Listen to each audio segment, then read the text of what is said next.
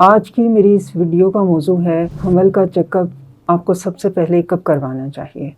بہت سارے ہمارے بزرگوں کا خیال ہے کہ حمل کا چیک اپ جو ہے وہ 2 یا 3 مہینے گزر جائیں تو کرانا چاہیے۔ جیسے ہی حمل کا ٹیسٹ آپ کا پازیٹیو آتا ہے،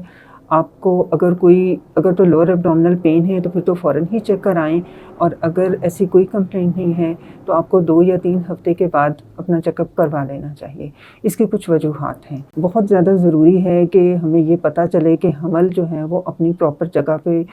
ہی گرو کر رہا ہے، کہیں کوئی ایکٹوپک پریگنینسی تو نہیں ہے۔ ایکٹوپک یعنی کہ ٹیوب وغیرہ میں پریگنینسی ہونے کے چانسز ہوتے ہیں، جو کہ ایک جان لیوا مریض کے لیے ہو سکتا ہے، اور اس کا ڈیٹیکٹ کرنا کہ حمل صحیح جگہ پہ گرو کر رہا ہے، ٹوینس پریگنینسیز ہیں، یا پھر حمل کا سائز کیا ہے، اس کی ڈیٹس کے لحاظ سے حمل کا سائز ٹھیک ہے۔ جب بچے کی دل کی دھڑکن آتی ہے تو اس وقت ڈیٹ آف ڈیلیوری کو کنفرم کیا جاتا ہے، اور اس کو پھر ہم کوریلیٹ کرتے ہیں پیشنٹ کی لاسٹ مینسٹرل ڈیٹ کے ساتھ بھی۔ پیشنٹ کا جب پہلا چیک اپ ہوتا ہے تو اس میں اس کی ہسٹری بہت امپورٹنٹ ہوتی ہے، خاص طور پہ اس کی پاسٹ ہسٹری، یعنی کہ اس کی ٹوٹل کتنی پریگنینسیز ہوئی ہیں، ان میں کتنے اس کے پاس الائیو اینڈ ہیلدی بیبیز ہیں، اور کتنے اس کے مس کیریجز ہوئے ہیں۔ اس کے لحاظ سے جو بھی اس کے پریویس پریگنینسیز میں، پہلے والی پریگنینسیز میں مسائل ہوئے ہیں، ان کے رسک فیکٹرز کو ڈیٹیکٹ کرنا اور ان کا علاج کرنا بہت ضروری ہے۔ حمل کے دوران کے علاوہ ڈیلیوری میں بھی کچھ پرابلمس ہوتی ہیں پیشنٹس کو، اگر اس میں بھی کوئی کمپلیکیشنز ہوئی ہیں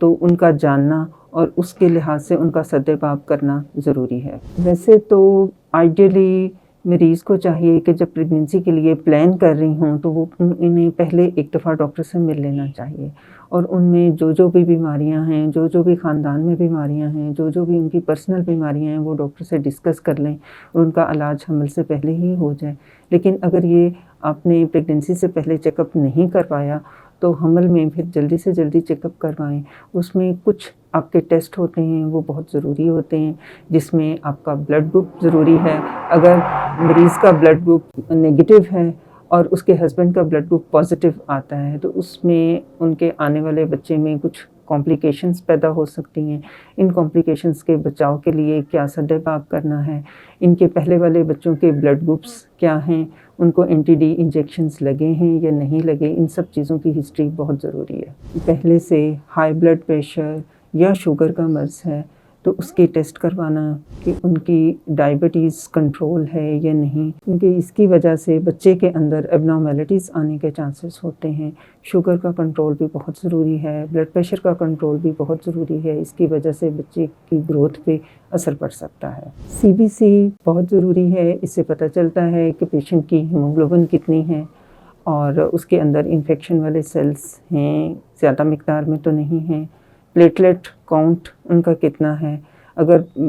اس میں خون کی کمی ہے تو اس کے لحاظ سے ان کو دوائیاں ایڈوائز کرنی، کھانے والی دوائیاں دینی یا پھر انجیکٹیبل آئرن دینا ضروری ہے، کیونکہ خون کی کمی کی وجہ سے ماں کے ساتھ ساتھ بچے میں بھی ایسی پیچیدگیاں آ جاتی ہیں، یعنی کہ ان کی گروتھ وغیرہ کم ہو جاتی ہے۔ انفیکشنز کا ٹیسٹ کرنا، خاص طور پہ یورین کا انفیکشن یا یوٹرس کا انفیکشن، بچے دانی کے انفیکشنز کا ٹیسٹ کرنا، اگر یہ انفیکشنز موجود ہیں تو ان کا کلچر ٹیسٹ کروانا اور کلچر کے مطابق ان کا علاج کرنا بھی ضروری ہے۔ کچھ ہارمونز ہوتے ہیں ان کی کمی کی وجہ سے، جیسے تھائرائیڈ ہارمون ہے، اس میں کمی ہو یا زیادتی ہو، اس کی وجہ سے ماں کے ساتھ ساتھ بچے کی گروتھ کے اوپر بھی اثر ہوتا ہے۔ اس کے لیے ایک ٹیسٹ TSH کروایا جاتا ہے، اس سے اس کا تھائرائیڈ ہارمون کے فنکشنز ڈیٹیکٹ ہوتے ہیں اور اس کا علاج بھی ممکن ہے اور وہ بالکل سیف ہے پریگنینسی میں کرنا۔ پہلے 3 مہینوں میں ہم ہر سکین کے اندر مریض کے بچے دانی کے نیچے والا حصہ جسے سروکس کہا جاتا ہے، اس کی لینتھ کو بھی میئر کرتے ہیں، یہ دیکھنے کے لیے کہ یہ آہستہ آہستہ کمزور تو نہیں ہو رہی، یعنی کہ اس میں شارٹننگ تو نہیں آ رہی۔ اگر یہ لینتھ کم ہو رہی ہو، آہستہ آہستہ یہ لینتھ کم ہوتی جا رہی ہے، تو اس کا مطلب ہے کہ مس کیریج کا خطرہ ہے۔ تو ہم 14ویں ہفتے پہ بچے انوملی سکین کروانے کے بعد اس میں ایک ٹانکا لگا دیتے ہیں جس کو سروائکل سوچرنگ بھی کہا جاتا ہے۔ وائرل مارکرز بہت ضروری ہیں، پیشنٹ کی پریویس ہسٹری میں بھی یہ پتہ ہو کہ اس کو کوئی ہیپیٹائٹس بی، سی، ایڈز کا مرض تو نہیں ہے۔ اگر ہیپیٹائٹس کا مرض ہے تو اس سے ریلیٹڈ پھر اس کے جگر کے ٹیسٹ، LFTs وہ کروانے، پیشنٹ کو ایجوکیٹ کرنا کہ اس کے بچے میں یہ مرض کس حد تک ٹرانسمٹ ہو سکتا ہے، اور اس کے لحاظ سے اس کی ڈیلیوری میں احتیاطی تدابیر اختیار کرنا کہ تاکہ دوسرے لوگوں کو ان کی انفیکشن سے بچایا جا سکے۔ اگر ماں کا بلڈ پریشر زیادہ ہے تو اس کے گردوں کا ٹیسٹ کروانا بھی بہت ضروری ہے، اور یورین کے اندر پروٹینز آ رہی ہیں کہ نہیں آ رہی، اس سے پھر ہمیں پتہ چلتا ہے کہ ہم نے کس حد تک اس پریگننسی کو لے کے چلنا ہے۔ سم ٹائمز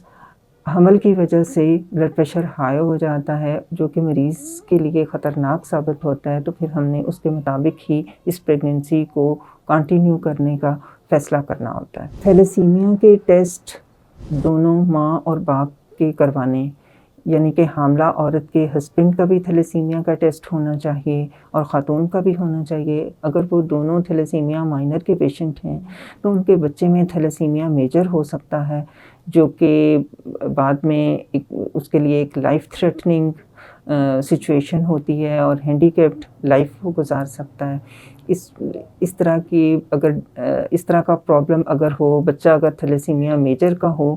تو اس کی ڈیٹیکشن ارلی پریگننسی میں ہو سکتی ہے، اور